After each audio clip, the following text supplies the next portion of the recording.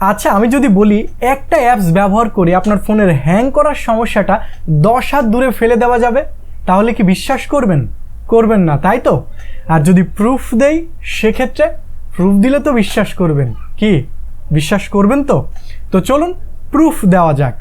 তো প্রথমে আপনাকে জানতে হবে যে ফোন হ্যাং করে কিসের জন্য।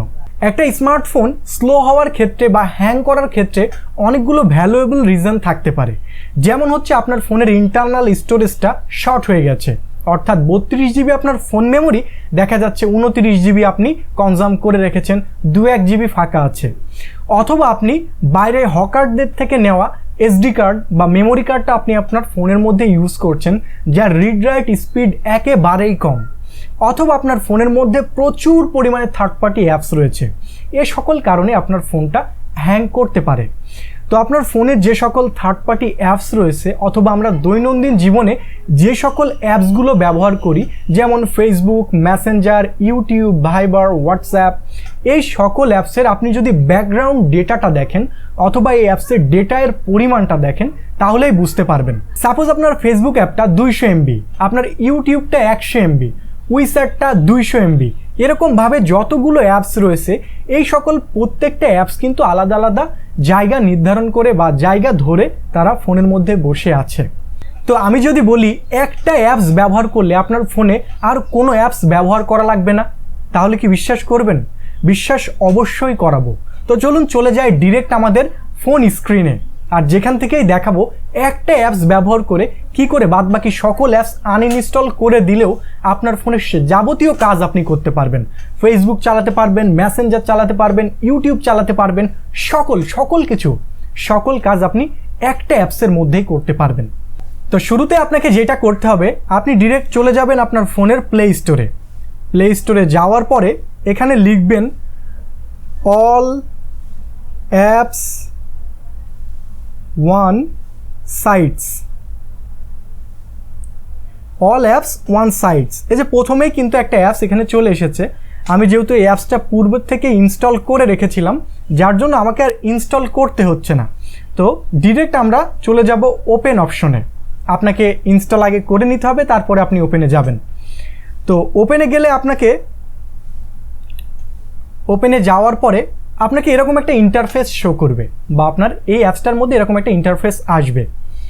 তো ইন্টারফেসটা যদি আপনি 3 ডট মেনুতে ক্লিক করেন, তাহলে আপনি দেখবেন হোম নামের অপশন আছে, সোশ্যাল মিডিয়া আছে। আমরা সোশ্যাল মিডিয়া যেহেতু ইউজ করি, তো সোশ্যাল মিডিয়াতে গেলে এরকম অ্যাডস আসলে আপনি এখান থেকে ক্লোজ করে দিবেন। দেওয়ার পরে এখানে দেখেন এই যে ফেসবুক, ইনস্টাগ্রাম, টুইটার, ভাইবার, স্কাইপি, এ জাতীয় সকল সোশ্যাল ব্রাউজিং অ্যাপস কিন্তু এখানে অ্যাভেলেবল। সাপোজ আপনি ফেসবুকে যদি লগ ইন করতে চান, দেখেন আমি কিন্তু ক্লিক করা মাত্র এখানে ফেসবুক লগ ইনে সাইন ইন পেজ চলে এসেছে। এই অ্যাপসটা কিন্তু যে শুধু এর মধ্যে সকল কিছু পাচ্ছেন বলে যে স্লো হবে এমনটা না। ফেসবুক, আচ্ছা ইনস্টাগ্রাম দেখাই, ফেসবুক তো দেখালাম। এই দেখুন ইনস্টাগ্রাম ক্লিক করার সাথে সাথে ইনস্টাগ্রাম চলে এসেছে, মানে এক কথায় ইনস্ট্যান্ট ক্লিক। আচ্ছা, এ তো সোশ্যাল মিডিয়া গেল। এখন যদি গুগল সার্ভিসের কথা বলি, তাহলে দেখেন গুগলের এখানে যাবতীয় সকল সার্ভিস কিন্তু দেখাচ্ছে। এই যে Google manage, YouTube, photos, drive, maps, যাবতীয় যত আছে, ট্রান্সলেটর, মানে গুগলের যত অ্যাপস আছে যাবতীয় প্রতিটা অ্যাপস আপনি এখানে পেয়ে যাবেন। এবং আপনি যদি ক্লিক করেন, সাপোজ গুগলে ক্লিক করলেন, দেখেন গুগল কিন্তু ওপেন হয়ে গিয়েছে। আচ্ছা, এবার যদি আপনি ট্রান্সলেটারের উপরে ক্লিক করেন, দেখেন সেকেন্ডের মধ্যে কিন্তু আপনার ট্রান্সলেটরটাও ওপেন হয়ে গিয়েছে। তাহলে আমাদের কি কোনো প্রয়োজন রয়েছে আলাদা আলাদাভাবে গুগল ইউজ করা, ট্রান্সলেটর ইউজ করা, ম্যাপস ইউজ করা, ফেসবুক ইউজ করা, মেসেঞ্জার ইউজ করা?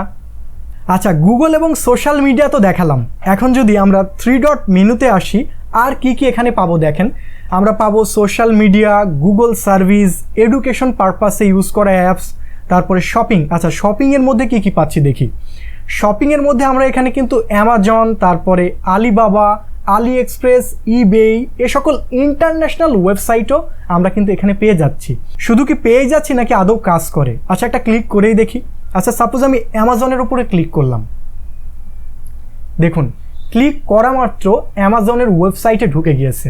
শুধু অ্যামাজন না, শুধু অ্যামাজন না, এখানে যাবতীয় যত ওয়েবসাইট আছে, যেমন অ্যামাজন হতে পারে আলি এক্সপ্রেস। আমি আলি এক্সপ্রেসের উপর ক্লিক করেছি, দেখুন আলি এক্সপ্রেসের মধ্যে ঢুকে গিয়েছে। আপনি এখান থেকে চাইলে শপিং করতে পারবেন, যাবতীয় সকল কিছু। আসলে এই ভিডিওটির মোদ্দা কথা হচ্ছে, আমরা আমাদের ফোনের মধ্যে কিন্তু এই প্রত্যেকটা ওয়েবসাইট বা প্রত্যেকটা সাইটসের জন্য আলাদা আলাদা অ্যাপস আমরা ইনস্টল করে রেখেছি। যেমন ফেসবুকের জন্য একটা, ইউটিউবের জন্য একটা, মেসেঞ্জারের জন্য একটা, আলাদা আলাদা প্রত্যেকটা সাইটসের জন্য প্রতিটা আলাদা আলাদা অ্যাপস আমরা ইনস্টল করে রেখেছি। আপনি যদি অল ইন ওয়ান সাইটস নামের এই অ্যাপসটা আপনার ফোনে ইনস্টল করেন, তাহলে কিন্তু আপনার ফোনে শুধুই একটি অ্যাপস থাকলে যথেষ্ট, আলাদার কোনো অ্যাপসের বা থার্ড পার্টি কোনো অ্যাপসের প্রয়োজনই নেই।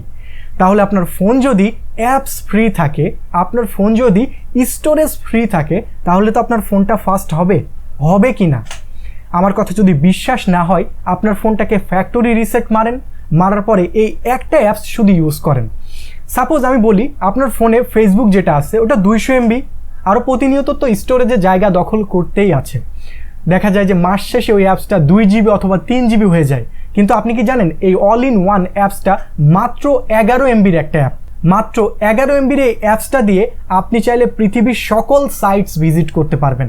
এক কথায় আমাদের দৈনন্দিন জীবনে ব্যবহৃত যাবতীয় কাজ আমরা এই অ্যাপসটার মাধ্যমে করতে পারবো।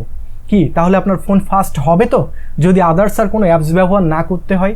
হতে পারে আপনার ফোনটা 2 GB র্যামের, হতে পারে 3 GB র্যামের, যেই র্যামেরই হোক না কেন, ইভেন আপনার ফোনটা 512 MB র্যামের হোক, কিন্তু এই 11 MBর এই অ্যাপসটা ইউজ করার ফলে আপনার সকল সাইটের অ্যাক্সেস এই একটা অ্যাপসের মধ্যেই পেয়ে যাচ্ছেন। তো এক অ্যাপসেই ফোন হ্যাংয়ের সব সলিউশন মিলল তো।